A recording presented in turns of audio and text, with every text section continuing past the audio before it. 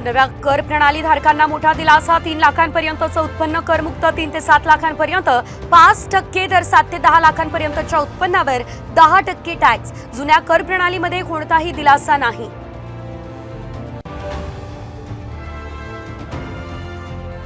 Mobile charger, electric वाहनं, सोनं चांदी स्वस्त होणार। कस्टम ड्युटी कमी केल्याने कॅन्सरवरची औषधही कमी दरात मिळणार।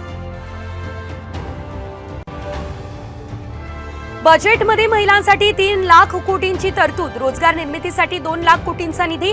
20 लाख तरुणांसाठी रोजगार निर्मिती करणार।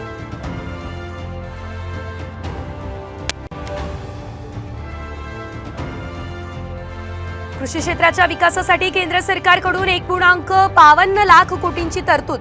जैविक शेती करणाऱ्या शेतकऱ्यांसाठी घोषणांचा पाऊस।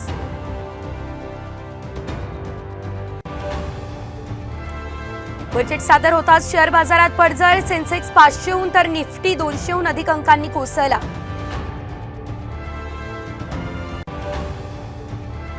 साम टीव्हीच्या बातमीनंतर ससून रुग्णालयातील डॉक्टर आदिकुमार निलंबित। बेवारस रुग्णांना निर्जनस्थळी सोडत असल्याचा धक्कादायक प्रकार समोर।